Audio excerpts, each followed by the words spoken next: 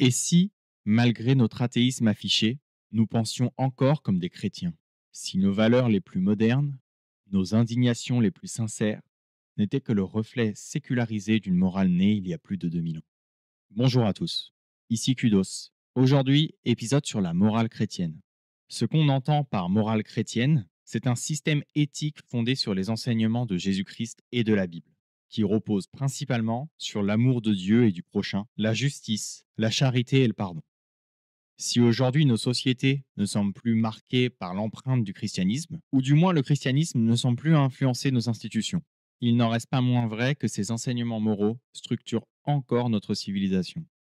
Je parlais d'amour de Dieu et du prochain, et selon Jésus, c'est l'enseignement le plus important de la Bible. Mais de façon plus générale, 10 commandements donnés à Moïse servent de base morale à la société chrétienne. Et plus loin, dans l'Évangile, c'est lors du Sermon de la montagne que Jésus enseigne ces principes, dans lequel on peut retrouver la charité et l'humilité, aider les pauvres et ne pas rechercher la gloire, le pardon et la réconciliation, encourager à pardonner même à ses ennemis, et surtout le rejet du péché, en appelant à la conversion et au repentir.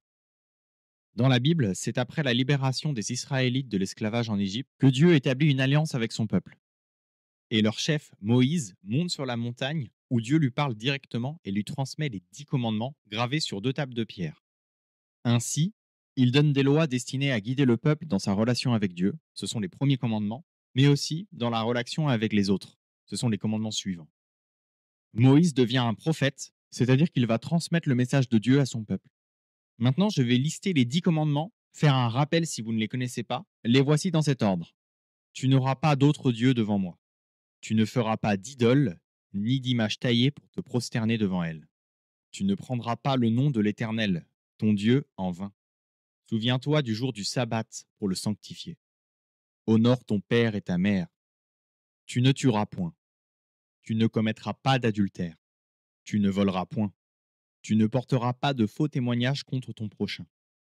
Tu ne convoiteras pas la maison de ton prochain, ni sa femme, ni son serviteur, ni sa servante, ni son bœuf, ni son âne, ni quoi que ce soit qui lui appartienne. Voilà les fondements de la loi divine qui régit la vie spirituelle et sociale. Par la suite, lorsque le Christ arrive sur terre, il invite ses disciples à poursuivre ses enseignements, mais il leur donne un sens plus profond. Par là, il invite le chrétien non seulement à agir selon ses 10 commandements, mais pas seulement en se basant sur l'action, mais aussi sur l'intention du cœur. Jésus ne condamne pas seulement l'acte, mais aussi la pensée et les désirs. Là où les 10 commandements fixaient des règles minimales pour une société juste, Jésus appelle à une transformation intérieure totale basée sur la générosité, le pardon et la miséricorde. En d'autres termes, il ne donne pas un code de loi figé.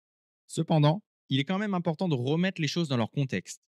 Par exemple, Jésus ne condamne pas directement l'esclavage. On peut lire dans les Galates, je cite, il n'y a plus ni juif ni grec. Il n'y a plus ni esclave ni homme libre. Il n'y a plus ni homme ni femme, car vous êtes tous un en Jésus-Christ. C'est qu'importe la condition humaine, nous sommes tous égaux devant Dieu. Cependant, Paul, dans ses lettres, exhorte les esclaves à obéir à leur maître. Non pas pour justifier l'esclavage, mais parce qu'ils vivaient dans un monde où cette institution était un fait établi, et il aurait été trop brutal de vouloir l'interdire. Pour que cette vision morale traverse les continents pour s'imposer en Europe, il a fallu attendre la chute de l'Empire romain, et c'est au Moyen Âge que l'Église chrétienne devient la principale institution morale et éducative. Avec le Saint Empire romain germanique, les royaumes chrétiens d'Europe considèrent leur pouvoir comme une mission divine et imposent des règles fondatrices de la morale chrétienne. C'est pourquoi le mariage chrétien devient progressivement la norme et fonde la cellule familiale en Europe. Aussi, l'Église encourage la protection des veuves, des orphelins et des pauvres, et interdit également la polygamie. Dans la mesure où cette morale s'est étendue dans tout le continent, il est logique que certains penseurs l'aient questionnée. On peut penser à saint Augustin et saint Thomas d'Aquin. Le premier, dans la Cité de Dieu, pose les bases d'un rapport entre la foi et le pouvoir, alors que le second fait la synthèse entre la philosophie d'Aristote et la théologie chrétienne. Et même si saint Augustin est algérien, il est évident que ses enseignements ont davantage influencé l'Europe que le Moyen-Orient. Finalement, la première révolte face au pouvoir chrétien, c'est la Révolution française de 1789, dont découle la Déclaration des droits de l'homme. Celle-ci est fondée sur la liberté, l'égalité et la fraternité, les droits de l'homme, mais aussi l'abolition de l'esclavage. Même si à première vue, il semblerait que cette révolution marque un tournant dans la civilisation occidentale, Si ça paraît évident sur le plan du christianisme, ça l'est moins sur le plan de la morale chrétienne. Tout compte fait, cette déclaration reste imprégnée de certains messages du Christ. Les droits de l'homme reprennent en partie l'idée biblique que tous les hommes sont égaux devant Dieu. Mais cette fois, ils le sont dans la société. D'ailleurs, l'abolition de l'esclavage est portée par des chrétiens engagés, dont William Wilberforce, un célèbre abolitionniste protestant. La Déclaration des droits de l'homme de 1789 met l'accent sur la dignité humaine, comme le Christ a pu le faire autrefois. Pourtant, on parle bien de rupture humaniste des Lumières. Et on en parle à raison, parce que selon les humanistes, l'homme peut définir soi-même sa morale. C'est une vision optimiste de l'espèce humaine, car sans être athée pour autant, il pense que Dieu n'a pas lui-même défini un ordre moral à respecter. Il considère que c'est l'homme qui s'est toujours défini sa propre morale en inventant une idée de Dieu pour légitimer celle-ci. Et ce sont les premiers à oser le dire. En considérant leur déisme, on peut d'ailleurs supposer que c'était qu'une façade pour masquer leur réel athéisme et éviter la censure qui était toujours très présente à l'époque sur ce genre de sujet. Pour citer Voltaire, si Dieu n'existait pas, il faudrait l'inventer. Et Diderot ajoute, c'est l'homme qui a fait Dieu à son image. Les humanistes croient que l'homme est capable de fonder une éthique sur la raison et la nature humaine, sans s'appuyer sur un Dieu ou sur la Bible. Voilà qui marque une révolution, puisque certes, le Moyen Âge et la Renaissance comptaient des penseurs critiques de la religion, mais jamais ils ne remettaient aussi fondamentalement en cause l'idée que Dieu serait le fondement de la morale. En somme, l'athéisme et la laïcité n'ont pas détruit la morale chrétienne, mais ils l'ont transformée en un modèle universel sans référence religieuse explicite. Certes, l'Europe puis l'Occident ont sécularisé leurs institutions, mais leurs valeurs morales restent profondément marquées par le christianisme. Nos athées modernes considèrent que la morale vient de la raison et de l'évolution, mais pas directement de la religion. Toutefois, ce constat est critiqué par certains philosophes, Michel Onfray par exemple, qui dans Traité d'athéologie, physique de la métaphysique en 2005, soutient que les valeurs modernes de liberté, d'égalité et de laïcité ne sont pas issues du christianisme, mais qu'ils sont apparus en opposition à lui. Il considère que l'humanisme et la morale actuelle se sont construits en opposition avec l'Église, et non grâce à elle. C'est pourquoi Onfray propose une morale qui valorise le bonheur et l'épanouissement individuel, plutôt que la souffrance et la privation, de sorte qu'il se rapproche davantage de penseurs comme Épicure, Lucrèce et Démocrite, qui prônent une vision matérialiste de l'existence humaine. Et c'est vrai qu'il est important de souligner qu'Onfray adopte une posture libérale et donc humaniste. De toute façon, il n'a jamais été dans l'intention des humanistes de rompre complètement avec la morale actuelle. Simplement, les humanistes, à l'inverse des chrétiens, placent l'homme avant toute chose, alors que les chrétiens, mais aussi les autres croyants de façon générale, placent Dieu, leur Dieu ou des concepts métaphysiques avant les hommes eux-mêmes. Il suffit d'ailleurs d'entendre leur titre, un humaniste porte bien son nom puisqu'il croit en l'homme. Pour l'auteur, les valeurs morales modernes viennent des Lumières et non du christianisme. Il accuse le christianisme d'avoir retardé le progrès moral et scientifique et invite à assumer pleinement le modèle post-chrétien où la morale repose uniquement sur la raison et l'expérience humaine. On pourrait penser aujourd'hui, avec l'essor de la pensée athée et surtout la séparation de l'Église et de l'État, que l'influence chrétienne n'est que résiduelle dans nos manières de penser et surtout dans notre manière de concevoir les choses de façon morale. Alors certes, on ne peut pas dire qu'on suit encore une doctrine chrétienne de bout en bout comme on a pu le faire par le passé, simplement parce que la libéralisation des mœurs entre en contradiction avec les interdictions du christianisme. Pourtant, l'enseignement biblique ne se limite pas à quelques interdits. C'est pourquoi, aujourd'hui encore, des penseurs considèrent que la notion de morale chrétienne est encore centrale dans la civilisation occidentale. Et bien sûr, le plus connu d'entre eux, c'est Nietzsche. Il insiste sur l'idée que la morale chrétienne est une morale mortifère, c'est-à-dire une morale qui valorise la souffrance, le sacrifice et le renoncement à la vie. Si, comme Michel Onfray, il partage l'idée selon laquelle le christianisme condamne la vie, il n'encourage pas à rechercher l'hédonisme, mais plutôt une forme de puissance et de grandeur qui s'oppose au christianisme, une force d'affirmation. Pour revenir sur sa vie, c'est à 21 ans que Nietzsche découvre Schopenhauer, en lisant Le Monde comme volonté et comme représentation. Et c'est pour lui une révélation. Il se reconnaît dans cette vision du monde où la volonté est la force fondamentale, une énergie aveugle et irrationnelle qui anime toute existence. Schopenhauer met l'accent sur l'absurdité de la condition humaine, et c'est ça qui séduit Nietzsche. Dans un monde philosophique bercé par l'optimisme naïf de la métaphysique, il jette un pavé dans la mare en montrant que la seule chose que nous pouvons connaître est en nous, que la chose en soi, comme l'aurait dit Kant, n'est pas une réalité abstraite ou séparée, mais une force vitale, un désir brûlant qui nous anime et qui est au cœur de toute chose. Que veut-il dire par là? Selon lui, la seule chose que l'on peut savoir est en nous. C'est cette volonté qui agit, ce vouloir vivre. Et le monde qui nous apparaît n'est qu'une représentation construite par notre esprit. Ce qui marque une rupture avec le passé philosophique, c'est que Schopenhauer détruit l'idée selon laquelle il existe un monde extérieur inaccessible à la connaissance humaine. Pour lui, tout est déjà là. Ainsi, si les molécules se divisent, si les animaux se reproduisent, si je suis témoin de mon désir, c'est parce que l'univers est gouverné par cette puissance d'agir que je ressens également. Mais Schopenhauer dresse un constat dramatique. Cette volonté crée un désir qui ne peut jamais être satisfait. Ainsi, lorsqu'un désir est comblé, immédiatement, une dizaine d'autres désirs viennent le remplacer. Et rien ne peut briser ce cycle sans fin. Vous connaissez certainement la très célèbre maxime de Schopenhauer: la vie aussi comme un pendule, de la souffrance à l'ennui. La souffrance de ne pas avoir ce que l'on désire, et l'ennui de déjà posséder ce que l'on a.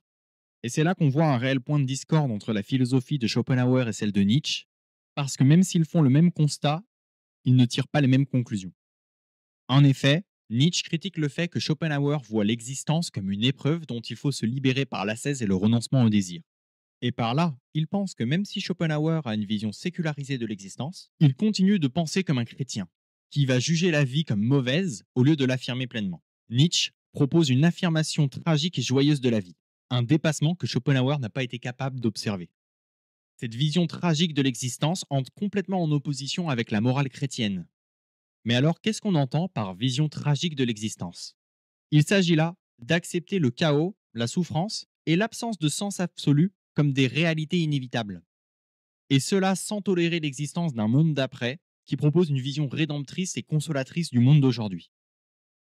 Enfin, il s'agit de faire face à l'existence sans chercher à fuir ou à édulcorer la réalité. C'est une pensée qui se rapproche de la mythologie indienne. Le monde bouddhiste est dépourvu de but ultime, et l'hindouisme, bien que cosmologiquement ordonné, ne donne pas de réalité transcendante à l'existence. Par opposition, le christianisme accuse la vie. Il la condamne même. D'ailleurs, la vie elle-même est née du péché, c'est dire. Dans la religion chrétienne, l'aboutissement de la vie est l'accès au paradis. Mais l'accès au paradis est un moyen d'échapper aux souffrances du monde. En effet, la vie est opposée à celle d'un monde meilleur après la mort, qui vient corriger les vices et les défauts du premier monde. Par conséquent, Nietzsche constate qu'il s'agit d'un stratagème parfait pour faire échapper l'homme de sa réalité. Et là, on pourrait se demander, oui, mais qu'est-ce que ça donne concrètement? Quel en est l'impact sur la vision morale qu'on a de la société? Ce qu'a fait le christianisme, c'est qu'il a créé une confusion entre le bien et le mal et le bon et le mauvais. Or, ce qui est bon pour moi n'est pas forcément bon pour vous. Le bien et le mal sont universels, mais ils n'ont pas de caractère individuel. Par exemple, voler le pain d'un autre, oui, c'est mal. C'est mal dans l'absolu. Mais est-ce que c'est mauvais pour nous? Non. C'est quelque chose de bon pour nous. Et le christianisme confond ces deux notions. Toutes les valeurs sont renversées, dit Nietzsche. Avec le christianisme, les faibles, les opprimés et les humbles deviennent les bons, tandis que les forts et les nobles deviennent les méchants. La puissance devient un péché, l'orgueil est condamné. L'humilité est sanctifiée comme une vertu. Être faible et soumis devient moralement supérieur. La souffrance même devient un mérite. La douleur est valorisée comme un chemin vers Dieu. Ce renversement n'est pas neutre. Il sert les faibles à justifier leur impuissance et à imposer une morale qui bride les instincts de puissance et de dépassement des forts. Et cette ruse rondement menée s'appelle la morale de l'esclave. Je cite: la morale des esclaves est essentiellement une morale utilitaire. C'est ici le foyer d'origine de la fameuse antithèse bon et mal. C'est dans le concept mal que l'on fait entrer la puissance et ce qui est dangereux. Quelque chose de formidable, de subtil et de fort, qu'il ne laisse pas approcher le mépris. D'après la morale des esclaves, l'homme méchant inspire donc la crainte. D'après la morale des maîtres, c'est le bon qui inspire la crainte et veut l'inspirer, tandis que l'homme mauvais est l'homme méprisable. Dans ce que Nietzsche appelle la morale aristocratique, être mauvais ne signifie pas être immoral ou dangereux, mais simplement être faible, passif et soumis, ce qui mérite le mépris. Pour résumer, les faibles ont imposé leur morale par la ruse parce qu'ils n'avaient pas la force physique, intellectuelle ou mentale de s'opposer directement aux forts. Lorsqu'ils sont face aux forts, ils développent le ressentiment, une haine renfrognée en eux. Et c'est ce ressentiment qui est transposé dans des valeurs morales transmises par le christianisme. La morale des esclaves est alors la partie émergée de l'iceberg du ressentiment. D'ailleurs, Nietzsche parle souvent de grand dégoût, comme d'une réaction face à la décadence morale, notamment celle du christianisme, mais également du platonisme et des idéologies modernes qui affaiblissent l'homme.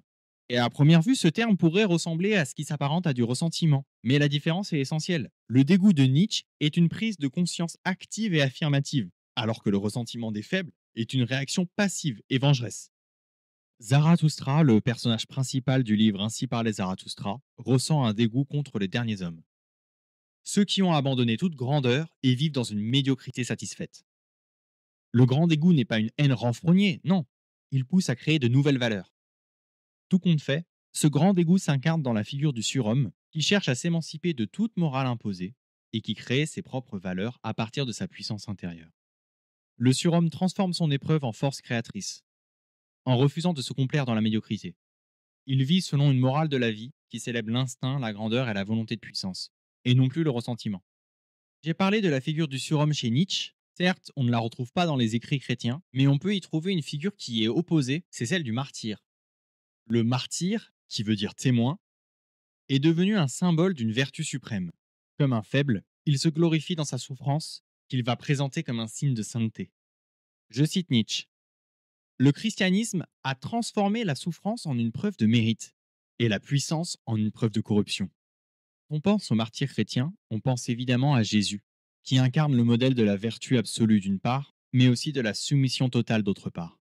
Si Jésus a réussi à définir le monde selon sa morale, ça ne suffit pas à Nietzsche pour en faire un surhomme. Au contraire, ce n'est pas ça qui fait la différence, mais plutôt le message que l'on porte. Et Jésus, en tant qu'homme, a transmis une morale du sacrifice et de la pitié, qui est tout l'inverse de la morale du surhomme. Dans plusieurs enseignements cruciaux de la Bible, notamment les derniers seront les premiers, aimez vos ennemis ou tendez l'autre joue, qui appellent à inverser l'ordre naturel des choses en valorisant la faiblesse. Là où Nietzsche voit dans l'affrontement et la volonté de puissance les moteurs de la vie humaine et de sa grandeur. Ces messages de paix et d'amour ne sont vus que comme du ressentiment et de la passivité, au lieu d'une volonté d'affirmation et de création. Finalement, ce qui est le plus critiqué, c'est cette volonté de corriger le monde. Corriger le monde dans le présent, mais aussi en promettant un monde meilleur dans l'au-delà. Ce renversement des valeurs ne se contente pas de transformer la souffrance en vertu et la puissance en faute. Il façonne également une vision du futur où la réparation des injustices devient un impératif moral. Ainsi, naît l'idée d'un monde nouveau, un monde qui se construit sur le rejet du présent et la promesse d'un ordre moral inversé. En d'autres termes, le paradis chrétien. Mais alors, est-ce que c'est le christianisme qui a inventé cette dualité? Bien sûr que non. Elle existait déjà bien avant et dans d'autres cultures. À l'origine des philosophes grecs, Platon considère lui aussi que le monde réel n'est qu'une copie imparfaite du monde des idées. Et les valeurs absolues sont le bien, le beau et le vrai. Elles n'existent que dans ce monde parfait. Il conçoit un monde intelligible accessible par la philosophie, tandis que le christianisme place la vérité dans une révélation divine accessible cette fois-ci par la foi. L'un prétend utiliser la raison pour accéder à ce monde, tandis que l'autre entend utiliser la foi, la croyance. Le christianisme est du platonisme pour le peuple, disait Nietzsche. Et en effet, la philosophie platonicienne est le point de départ de cette morale philosophique. C'est lui le premier à avoir mis des idées au-dessus de la vie elle-même, et en le présentant comme une direction à prendre, une direction raisonnable de l'esprit. Le monde sensible devient alors imparfait et éphémère, alors que le monde intelligible est un but vers lequel on doit tendre. Pourquoi? Parce qu'il est éternel et parfait. En faisant ça, il pose les bases d'une morale fondée sur des principes immuables, où les valeurs doivent être recherchées au-delà de l'expérience concrète, mais dans une vérité supérieure. Selon lui, l'homme vertueux n'est pas celui qui vit pleinement, mais celui qui s'oriente vers ses idées pures, qui s'élève à elles jusqu'à les atteindre, de sorte qu'il vient d'évaluer la vie terrestre au profit d'un idéal abstrait. Platon devient le véritable point de départ d'une morale qui soumet l'existence à des valeurs extérieures. Une morale qui sera ensuite amplifiée et vulgarisée par le christianisme, qui va lui éloigner l'homme de son instinct vital et de sa puissance créatrice. Mais alors, pourquoi Platon a-t-il défini cette éthique? Dans son livre La République, il prétend définir les codes d'une bonne vie en société. L'homme bon maîtrise ses désirs pour orienter son action vers le bien commun. L'homme bon est celui qui soumet ses passions à la raison, évitant ainsi les excès qui mènent au désordre, aussi bien personnel que social. C'est alors que dans ce modèle, le bien individuel devient indissociable du bien collectif. Toute morale purement subjective est rejetée, l'individualisme n'a pas sa place, puisque ce n'est pas à chacun de décider ce qui est bon pour lui, mais à la raison qui doit guider tant l'individu que l'organisation de la cité vers un idéal de bien supérieur. Cet idéal abstrait a de quoi faire hérisser les poils de Nietzsche. C'est dans son livre Le Gai Savoir qui lui répond, rappelant que ce n'est pas la corruption qui est la plus grande menace pour l'humanité, mais la faiblesse. Platonisme et le christianisme placent des valeurs au-dessus de la vie elle-même, des valeurs métaphysiques, contrairement à Nietzsche qui considère que la vie n'a pas de sens. Elle est le sens. C'est vraiment ça qu'il faut retenir de la philosophie nietzschéenne, c'est que la vie n'a pas à être justifiée par autre chose qu'elle-même. Et par là, en rejetant tout idéal qui vient la transcender, il impose une lecture tragique de celle-ci, dans laquelle l'homme est résigné à affirmer sa puissance. Il prône l'immanence, au contraire des autres qui prônent le dépassement du monde sensible. En cela, le sens n'est pas donné par une entité supérieure, c'est la vie elle-même qui se crée et se renouvelle sans autre finalité que son propre déploiement. Dès lors, en rejetant ce dualisme, il s'inspire de la vision pessimiste de Schopenhauer et soutient que ces valeurs sont des illusions créées par les philosophes et les religions pour nier le réel et imposer un ordre moral artificiel. Pour conclure, on peut retenir que cette exaltation des valeurs métaphysiques initiée par Platon trouve un prolongement direct dans la morale chrétienne. Platon plaçait le bien, le beau et le vrai dans un monde transcendant. Le christianisme place ses idées par Dieu et son royaume céleste. Dans les deux cas, la vie terrestre est reléguée à un statut inférieur. Elle devient un simple passage, une épreuve à surmonter pour atteindre un idéal supérieur. Cette logique impose un cadre moral qui détourne l'homme de son instinct vital en prenant l'humilité, l'obéissance et la négation des désirs. En conséquence, c'est précisément cette soumission à un monde extérieur que Nietzsche rejette, en dénonçant aussi bien Platon que le christianisme comme négateur de la vie. Est-ce qu'on peut dire par là que Nietzsche est une mauvaise personne? Puisqu'à première vue, on le voit, il rejette des idées que l'on peut considérer comme nobles. Et ce serait là une erreur, puisque toute son œuvre vise à déconstruire la notion traditionnelle de bien et mal, qu'il considère comme des inventions du christianisme et du platonisme pour soumettre l'individu à une morale extérieure. En soumettant l'idée que Nietzsche considère que la société culpabilise le puissant et glorifie le faible, et qu'il souhaiterait réinverser les valeurs pour les remettre à leur place initiale, Nietzsche peut sembler immoral. Mais il n'est immoral qu'au regard de l'éthique qu'il critique lui-même. De ce fait, il valorise la capacité à dépasser les dogmes hérités et à se forger un destin propre, sans entraver les valeurs imposées de l'extérieur. Le qualifier de mauvais serait une erreur. Et contrairement à ce que certains peuvent penser, il ne prône aucune violence dans ses textes. Cependant, il faut bien garder à l'esprit que les propos de Nietzsche peuvent choquer, même encore aujourd'hui. Et en tête de liste des critiques de Nietzsche, on peut retrouver les acteurs moraux. Alors, acteurs moraux, ça veut tout et rien dire, mais selon Nietzsche, on pourrait parler de moraliste ou peut-être de la figure du prêtre. Ici, on parle de prêtre pour désigner les personnes qui essayent d'imposer leur dogme par la morale.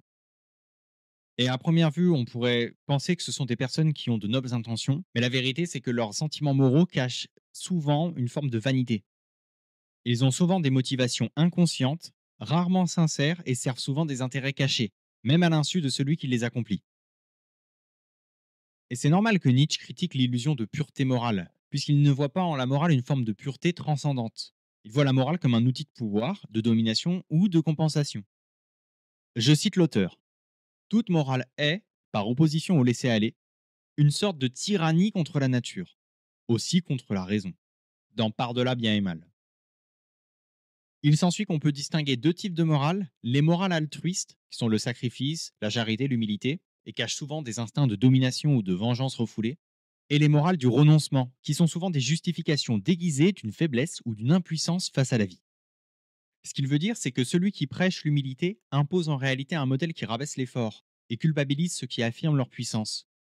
Le fait d'ériger la faiblesse en norme universelle permet de valoriser le don de soi, et cette morale crée une dette symbolique chez autrui, une manière de dire je me sacrifie, donc tu me dois quelque chose. La morale du renoncement, c'est encore autre chose. C'est un aveu déguisé d'impuissance. Lorsqu'un individu n'a plus la force d'affronter la réalité, en tout cas de lutter, de créer, il érige son incapacité en vertu.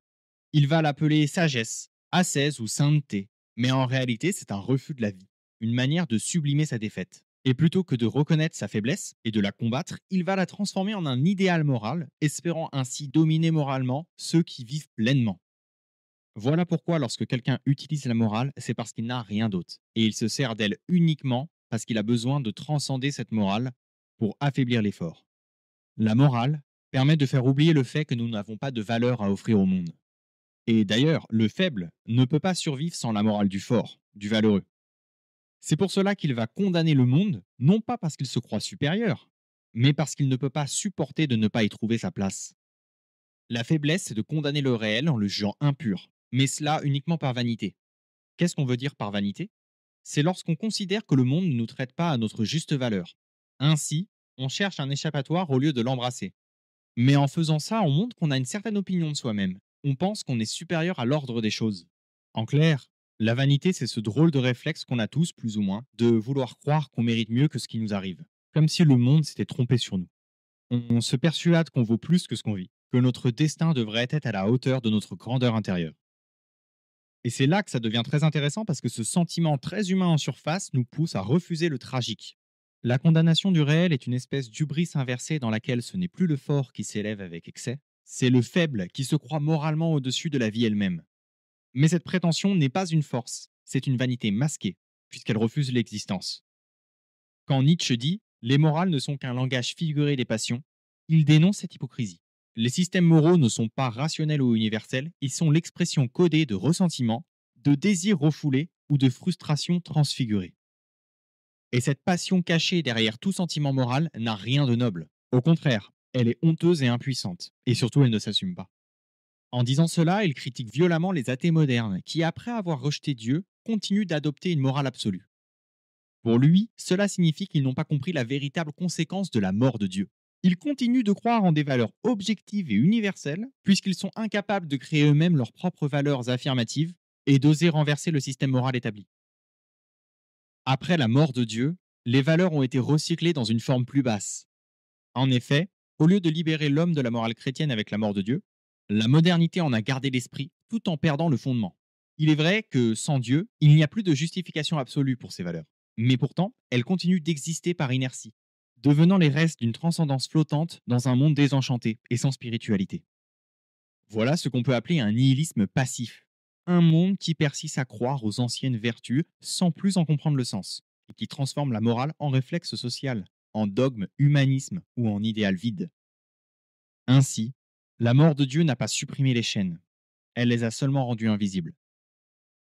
On a certes tué le roi, oui, mais on a gardé le trône.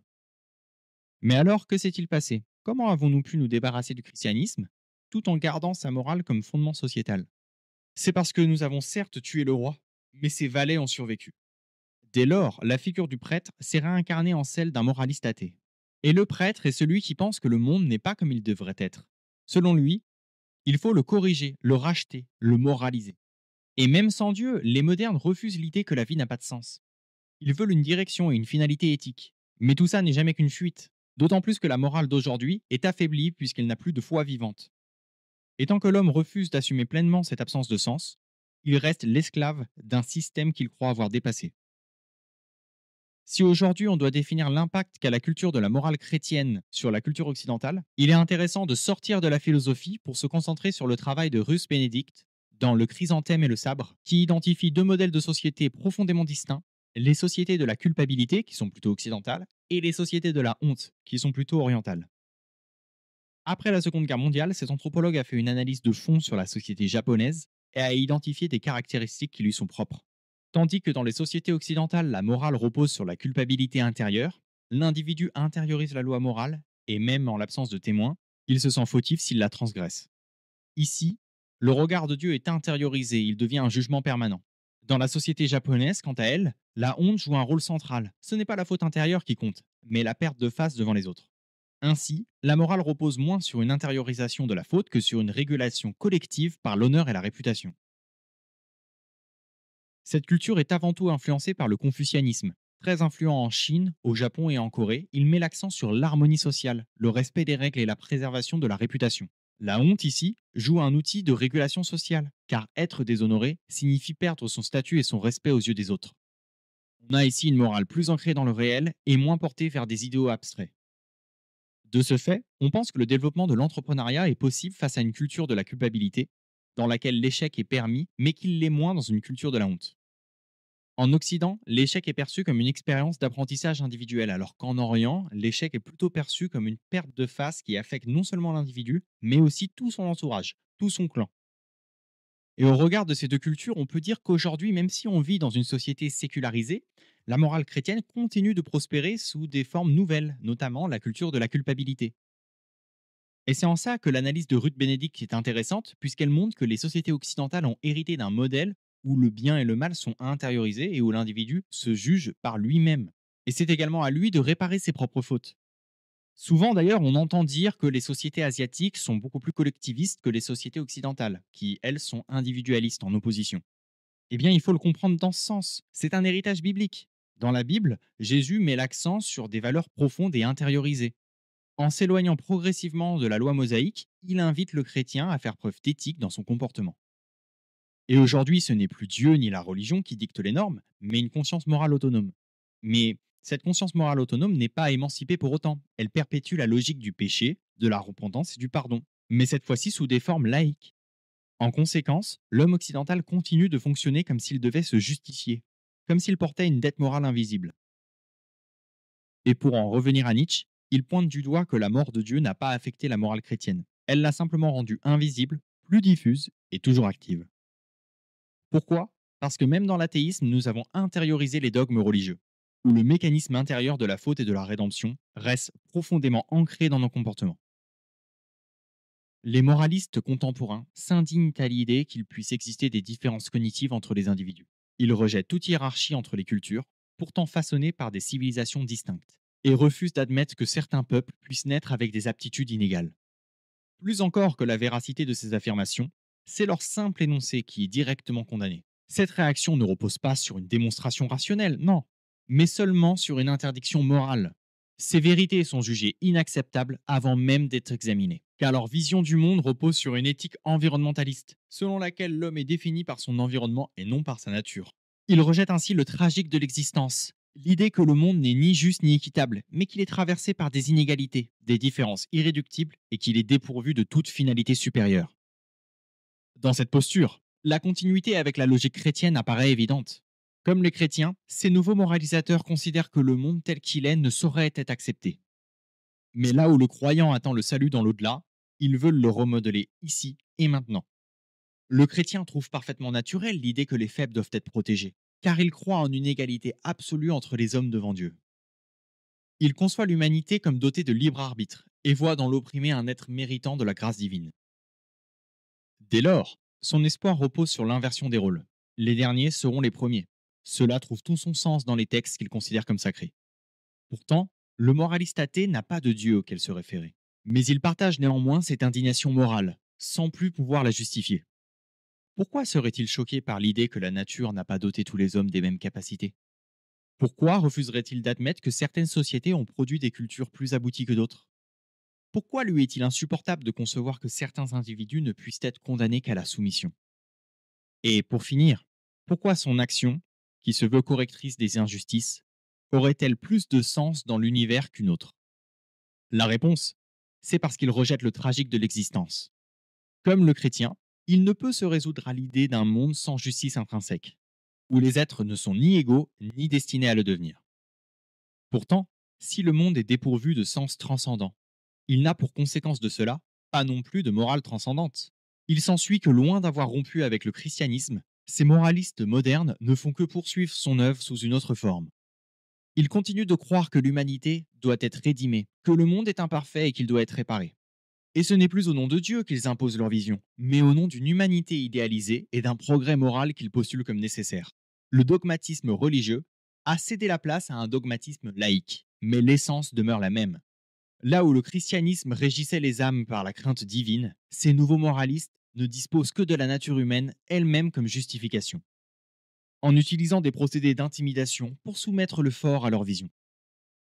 Du moins, cette morale est comme un château de sable au bord de l'océan, persuadé de sa solidité alors que chaque vague de réalisme menace de le faire effondrer.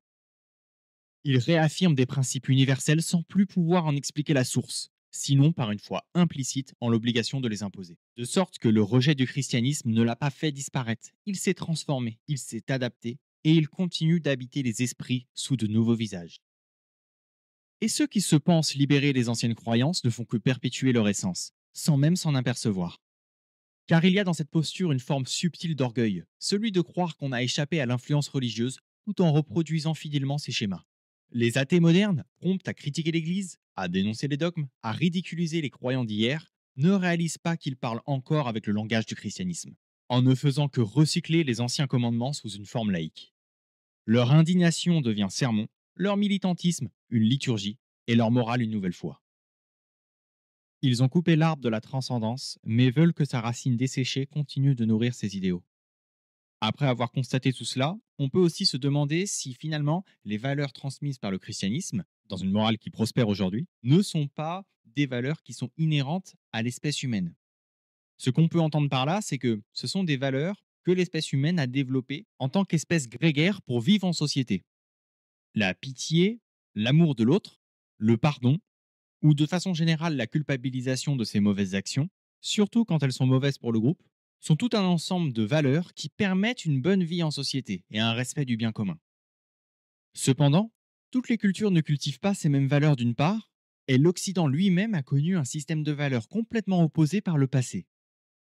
La morale grecque antique s'affirme en opposition à la morale chrétienne, notamment chez des penseurs comme Homère ou chez les Stoïciens. Cette morale est affirmative, elle est enracinée dans l'immanence, dans la nature humaine et dans l'ordre du cosmos. Le cosmos, dans la pensée grecque antique, désigne l'univers considéré comme un ordre harmonieux, structuré et intelligible. Il est alors le monde mis en forme et organisé selon des lois rationnelles. Et chez les philosophes comme Héraclite ou les stoïciens, le cosmos n'est pas un simple décor pour l'existence humaine, il est la mesure, la norme et la finalité. En d'autres termes, l'homme vertueux est celui qui s'accorde au rythme du cosmos, qui vit selon la nature et accepte sa place dans l'ordre du monde. La différence cruciale avec le dogmatisme chrétien, c'est qu'ici il n'y a pas de transcendance. En effet, le cosmos est à la fois immanent et divin, porteur d'un équilibre que la sagesse consiste à reconnaître et à honorer. Par exemple, la nature physique porte en elle ses propres lois, et l'homme doit s'y accorder, sans chercher un salut au-delà du monde. Ainsi, le caractère immanent valorise ce qui est ici et maintenant, tandis que la transcendance place le sens ou le bien dans un ailleurs absolu. C'est pourquoi j'ai décidé de vous parler de l'Iliade, et plus précisément du personnage d'Achille, pour illustrer cela. L'Iliade raconte un épisode de la guerre de Troie, concentré sur la colère d'Achille, le plus grand des guerriers grecs. Mais au-delà du récit épique, l'œuvre propose une véritable philosophie tragique de l'existence, où la grandeur de l'homme se mesure à sa capacité à affronter le destin et non à le fuir. Il n'y a pas de salut ni de justice divine, seulement la gloire, le kléos, conquise dans le combat et l'honneur, qui donne un sens à une vie brève mais intense. La mort est inévitable, certes, mais elle peut être belle si elle scelle une vie d'excellence. Dans l'Iliade, on ne meurt qu'une fois, alors autant que ça vaille le coup. En ce sens, la figure du héros qui est celle d'Achille s'inscrit parfaitement dans une logique nietzschéenne. Il ne fuit pas la réalité mais l'embrasse pleinement, y compris dans ses aspects les plus violents et tragiques. Son choix de mourir jeune et glorieux, plutôt que de vivre longtemps dans l'oubli, est un acte de pure affirmation de la vie, conforme à la pensée de Nietzsche. D'ailleurs, l'auteur lui-même, Homère, ne met pas en opposition les bons et les mauvais. Il n'a pas de vision manichéenne du bien et du mal qui s'affrontent pour triompher, comme c'est le cas dans de nombreuses œuvres contemporaines et épiques à succès. Que ce soit dans Harry Potter, Star Wars, les Marvel, Le Seigneur des Anneaux, le héros est toujours moralement pur et opposé à un mal absolu qu'il doit vaincre pour rétablir l'ordre ou sauver le monde. Ces œuvres réduisent la complexité humaine à une morale simpliste, où les personnages sont figés dans des rôles stables. Le héros est bon, le méchant est mauvais et le récit avance vers une résolution morale réconfortante. À ce titre, Harry Potter fait office d'exemple parfait. Les personnages sont diamétralement opposés entre le bien, Harry, Dumbledore, les sorciers légitimes, qui font face au mal absolu, Voldemort et les Mange-Morts. Et ici, la logique morale est simple. Ceux qui aiment, protègent et se sacrifient sont les bons. Et ceux qui veulent le pouvoir et méprisent les autres sont les mauvais. Tout le récit est orienté vers une finalité éthique, la victoire du bien, la justice rétablie et la punition des méchants. Le monde de Harry Potter est moralement ordonné, chaque mort a un sens, chaque souffrance est justifiée par une morale supérieure. Il n'y a pas d'ambiguïté profonde, pas de héros vraiment contradictoire, pas d'ennemis admirables. Et même les personnages supposés complexes comme Rogue finissent par être réhabilités dans une logique de sacrifice ou de rédemption. Tout sert à renforcer l'idée que le monde doit avoir un sens moral et que la souffrance est toujours méritée ou rachetée. A l'inverse, dans l'Iliade, la souffrance est brute, la mort est arbitraire, et la grandeur ne dépend pas d'une morale extérieure, mais de l'intensité avec laquelle on vit et on meurt. Achille, s'il était dans Harry Potter, serait un personnage monstrueux, monstrueux dans sa vengeance, mais aussi grand dans son chagrin. Seulement chez les Grecs, il n'y a pas de leçons et seulement des destins. Comparé à cela, Harry Potter est une fable morale où le chaos est toujours maîtrisé par un ordre supérieur. Et on l'a vu, cet ordre supérieur est une forme moderne et inconsciente du prolongement du christianisme. Si nous pouvons citer des œuvres marquantes de la culture contemporaine en tant qu'exemple, il est évident que cette logique chrétienne dépasse également le récit pour s'inscrire dans le réel. Ainsi, encore aujourd'hui, nous avons une vision chrétienne de la logique de notre existence, pensant de façon biaisée qu'un bonheur est né d'une bonne action. En psychologie, on parle du biais du monde juste, c'est une tendance à croire que chacun obtient ce qu'il mérite. L'idée, c'est de dire que les bons sont récompensés et que les mauvais sont punis. Prenons le cas d'une personne qui vient d'être licenciée. La première réaction que l'on aura naturellement face à cette information sera de penser que cette personne n'a pas assez travaillé, qu'elle a fait des erreurs ou qu'elle méritait d'être licenciée. Même si on ne sait pas si elle a été victime d'une injustice ou d'une décision arbitraire. Mais alors pourquoi est-ce qu'on fait cela? C'est simplement parce que ce raisonnement protège notre besoin de croire que le monde est fondamentalement juste. Si les mauvaises choses arrivent à ceux qui le méritent, alors le monde est encore sous contrôle. Homère, dans ses écrits, valorise l'héroïsme et la gloire personnelle. Aucun protagoniste n'est moralement plus digne qu'un autre. Tout le monde souffre face au destin. Dès lors, l'Iliade accepte la brutalité du destin, tandis que le christianisme cherche à transcender ce monde imparfait pour un autre idéal. L'Iliade, mais également l'ensemble des récits homériques, célèbre les inégalités naturelles entre les héros et les simples mortels, tandis que le christianisme, lui, affirme une égalité spirituelle entre les hommes. Et c'est là qu'est l'enjeu. Alors que chez les Grecs, le destin remplace la morale, l'honneur prime sur celle-ci, les récits des aventures épiques d'aujourd'hui sont imbibés d'une morale binaire entre bien et mal. De sorte qu'aujourd'hui encore, on a du mal à comprendre la symbolique de l'Iliade parce que nous la jugeons naturellement avec une logique platonicienne. Pourtant, c'est là notre erreur, puisqu'il n'y a pas de faute morale universelle dans le récit. Et cette logique lui est anachronique. En définitive, nous pouvons constater que nous avons été formatés par la pensée platonicienne et chrétienne. Elle nous pousse malgré nous à voir un bien suprême et une finalité morale dans toute œuvre. Du reste, même des œuvres écrites il y a plusieurs siècles sont soumises à la même logique. C'est le cas notamment des fables de La Fontaine, dont la lecture moderne comporte une dimension morale dominante. Pourtant, et c'est pas quelque chose qui saute aux yeux à première vue, La Fontaine ne cherche pas à donner d'ordre moral. Il ne cherche pas à définir un bon et un mauvais dans ses œuvres, mais plutôt à présenter des points de vue en questionnant une éthique. L'auteur utilise les fables pour observer le comportement humain à travers un prisme animalier. Grâce à ce tour de force, il montre la ruse, l'injustice et la loi du plus fort, mais également l'hypocrisie. Non pas pour les condamner moralement, mais plutôt pour en relever les mécanismes. En ce sens, le rôle premier de ces fables est de poser des questions éthiques, plutôt que d'être un enseignement moral universel. Il faut les voir comme des miroirs du réel, et non comme des leçons de vertu. Et si aujourd'hui elles sont reléguées à un support éducatif, c'est parce qu'on leur a greffé une lecture morale a posteriori. Dans la fable Le loup et l'agneau, un loup accuse un agneau de troubler l'eau qu'il boit pour justifier de le manger. L'agneau essaye de se défendre logiquement. Il est en aval et il ne peut donc pas troubler l'eau du loup. Ce dernier lui répond que si ce n'est pas lui, c'est son frère ou un autre membre de sa famille, et finit par le dévorer malgré tout. Le message explicite ici est de dire que la raison du plus fort est toujours la meilleure. Mais cette morale n'est pas une leçon de vertu. C'est simplement un constat lucide et amer. Ici, le message de l'auteur est de dire que la justice ne protège pas les faibles quand la force domine. La Fontaine ne condamne pas moralement le loup. Il montre simplement une logique implacable du pouvoir. Et j'ai donné cet exemple, mais j'aurais pu en donner plein d'autres. L'idée, c'était seulement de montrer qu'on peut transférer le sens d'une œuvre en lui donnant un aspect moralisateur. Quand bien même ces œuvres n'ont pas de notion de bien et de mal pour lesquelles elles prennent parti. C'est seulement qu'on en fait une réécriture a posteriori dans laquelle une logique chrétienne prédomine. On leur donne un sens moral, quand bien même l'auteur n'a pas cherché à le faire. Et si c'est quelque chose qu'on fait sur des œuvres, on le fait également sur la vie. On le fait en créant un double du réel qui nous permet de faire face à sa cruauté. Le double du réel, c'est une sorte de logique qui consiste à donner un sens moral à l'existence, partout et même dans des domaines où on ne l'attend pas. J'aimerais d'ailleurs vous partager un exemple qui m'amuse autant qu'il me désole, et je pense que vous l'attendez pas vraiment celui-là. Il s'agit de l'exemple des Mictos, des hommes qui ont pris leur propre chemin. On part tout de suite sur une dimension noble de leur réalité, dans laquelle ils ont immédiatement le bon rôle. Alors je reviens rapidement sur le mouvement Micto. En fait, certains hommes se percevant comme de basse valeur sur le marché de l'amour, ou étant perçus comme de basse valeur, développent une forme de récit consolateur pour donner un sens à leurs échecs et à leurs rejets. Et selon eux, les femmes qui ne les ont pas choisis finiront par le regretter. Il y a une forme de justice naturelle qui les attend au tournant. Et lorsqu'elles atteindront la quarantaine, elles vont se heurter au fameux mur, qui représente une forme de perte de valeur sexuelle de la femme après un certain âge, qui est lié à une perte de beauté naturelle et généralement associée à la ménopause. Ce moment, il l'interprète comme un retour du bâton, une espèce de karma sentimental censé rétablir l'équilibre. Eux, les hommes vertueux mais méconnus, seraient enfin vengés, et elles, les femmes libres de leur choix, seraient enfin confrontées à leur tort. Donc ce discours a une pseudo-morale qui essaye maladroitement de donner du sens à quelque chose qui n'en a pas, par tentative de donner un sens qui en vérité est amoral. Ce qu'il refuse de voir, c'est que le monde réel n'a pas de compte à leur rendre. Il ne punit pas ceux qui aiment mal ou ceux qu'on qualifie de débauchés.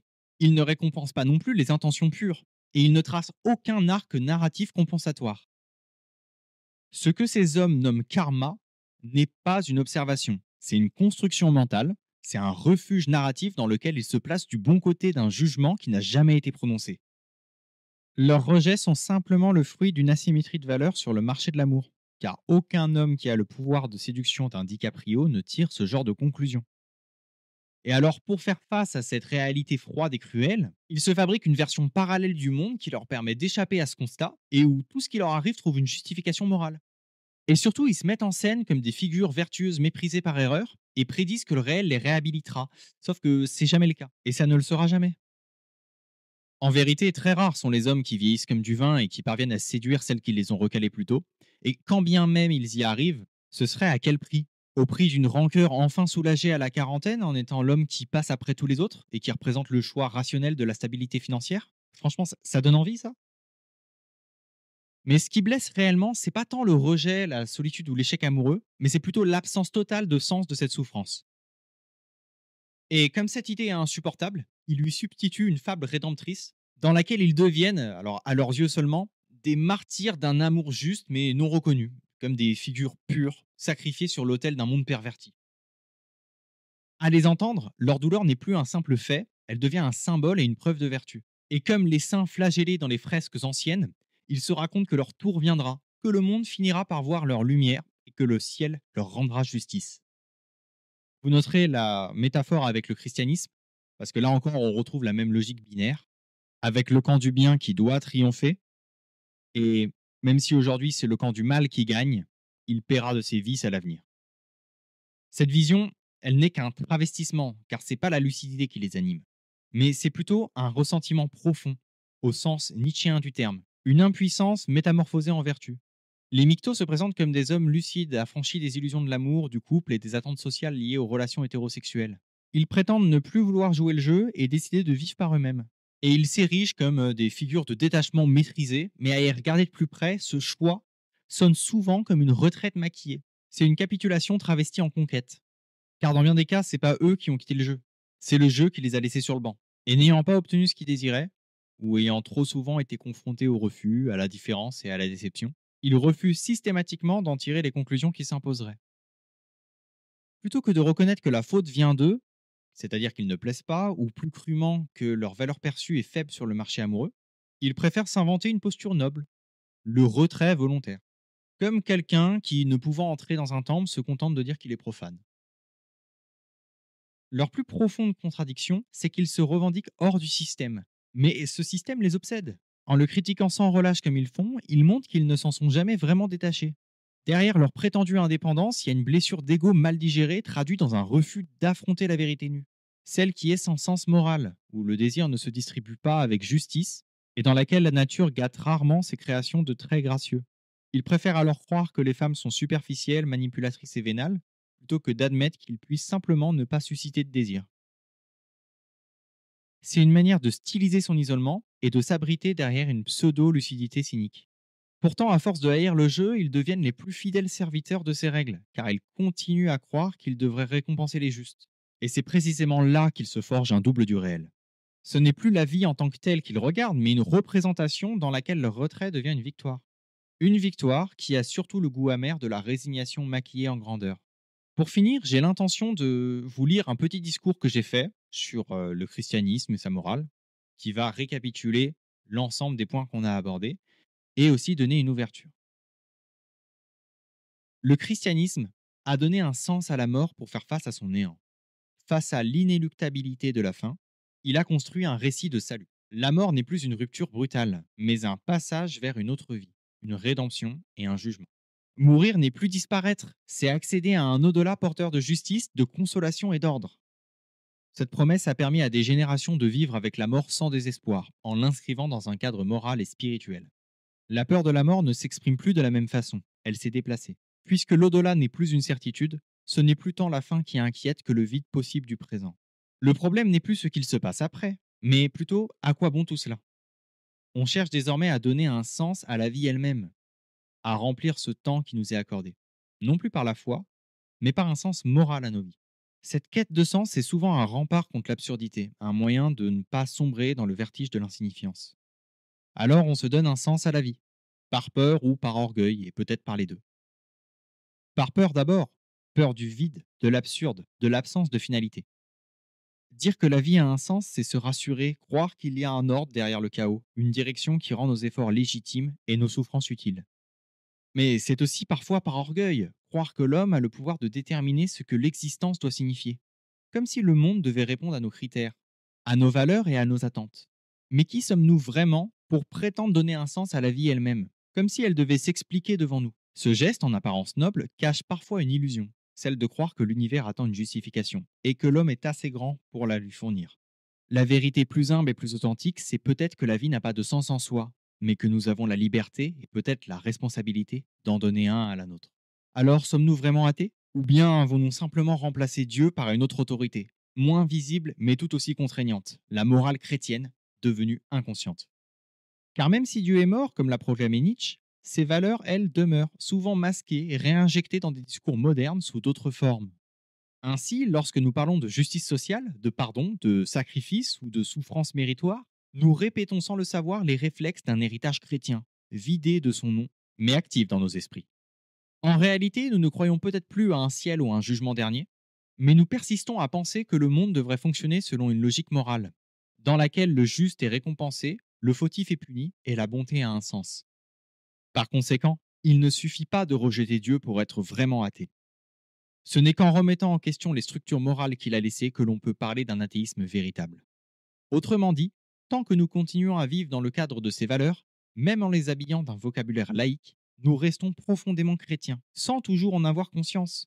Et c'est là, peut-être, le dernier masque de Dieu. Mais alors, que reste-t-il quand on a compris cela? Doit-on faire face au chaos et à l'absurde en refusant de facto toute quête de sens? Certains penseurs ont bien compris ces enjeux et ne ferment pas les yeux. Au contraire, c'est dans la foi qu'ils trouvent leurs réponses. Est-ce qu'on peut croire encore sans être naïf? Est-ce que la morale chrétienne peut survivre à la lucidité? Et si l'amour, le pardon, la grâce n'étaient pas vraiment des illusions, mais des actes de résistance? Mais ça, nous le verrons très bientôt, dans un prochain épisode. Merci beaucoup de m'avoir écouté.